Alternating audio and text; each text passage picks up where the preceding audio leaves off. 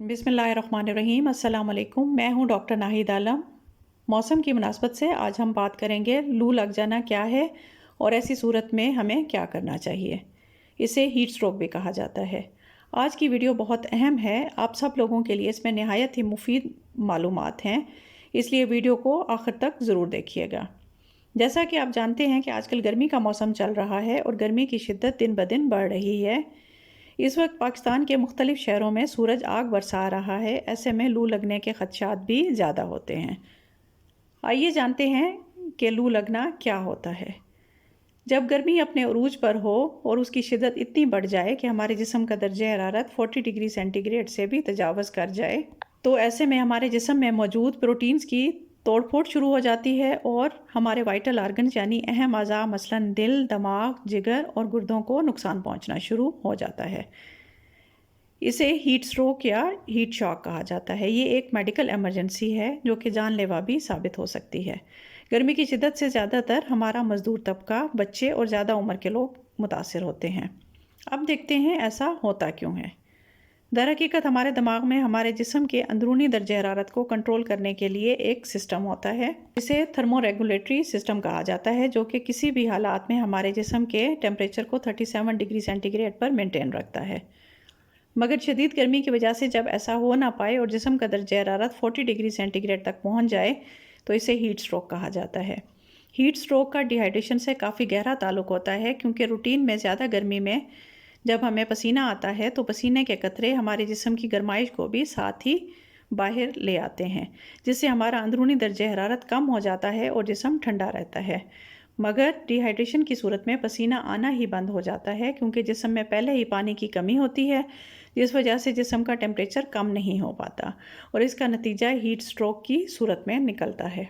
ऐसा ज़्यादा देर धूप में रहने और ज़्यादा देर सूरज की तपश का सामना करने की वजह से अमूमन हो जाता है। आप जानते हैं कि हीट स्ट्रोक की अलामात क्या हो सकती हैं। हल्की फुल्की अलामात में दिल घबराना, उल्टी आना, हमारी जिल्द का लाल पड़ जाना, कमज़ोरी, सुस्ती, काहली, पट्ठों में खिंचाव या दर्द, तेज़ तेज़ सांस लेना, ज़्यादा प्यास लगना, ज़्यादा नींद आना, शदीद गर्मी के बावजूद पसीना ना आना, तेज़ पीले रंग का पेशाब आना, नक्सीर यानी नाक से खून का फूट पड़ना या अचानक से तेज़ बुखार का हो जाना शामिल हैं। जबकि ज़्यादा शिद्दत की सूरत में कन्फ्यूजन भी हो जाती है और पेशेंट बहकी बहकी बातें भी कर सकता है।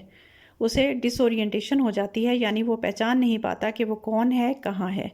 उसे झटके भी लग सकते हैं, चक्कर आते हैं, हत्ता कि बेहोशी भी तारी हो सकती है और मरीज़ कोमा में भी जा सकता है। कभी कभार कुछ पुराने अमराज या उनके लिए इस्तेमाल होने वाली कुछ दवाइयों की वजह से भी ऐसा हो सकता है।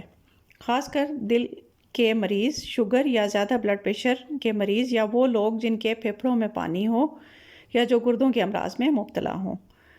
कुछ दवाइयाँ मसलन डायूरेटिक्स, वेज़ोकंस्ट्रिक्टर्स या बीटा ब्लॉकर्स, जो कि हाई ब्लड प्रेशर, हार्ट या लंग्स के पेशेंट्स में इस्तेमाल की जाती हैं और इन दवाइयों से जिस्म से पानी का अखराज भी ज़्यादा हो सकता है। इनसे हीट स्ट्रोक का चांस ज़्यादा हो जाता है। ऐसा उन लोगों में भी हो सकता है जो नफ्सियाती अद्वियात यानी एंटी डिप्रेसेंट्स का इस्तेमाल कर रहे हैं या जो अंडरवेट हैं। अब जानिए हीट स्ट्रोक से बचने के लिए क्या एहतियाती तदाबीर करनी चाहिए। हल्के फुल्के मौसमी कपड़ों का इस्तेमाल करें, ख़ासकर जो हल्के रंगों के हों। काले रंग के कपड़ों का इस्तेमाल ना करें, क्योंकि काला रंग हीट को जज़ब कर लेता है और गर्मी लगने का सबब बनता है। पानी का ज़्यादा इस्तेमाल करें, क्योंकि पसीना आने की वजह से काफ़ी नमकियात और पानी हमारे जिस्म से ज़ाया हो जाते हैं, इसलिए कम से कम 12 से 14 गिलास पानी ज़रूर पिएं।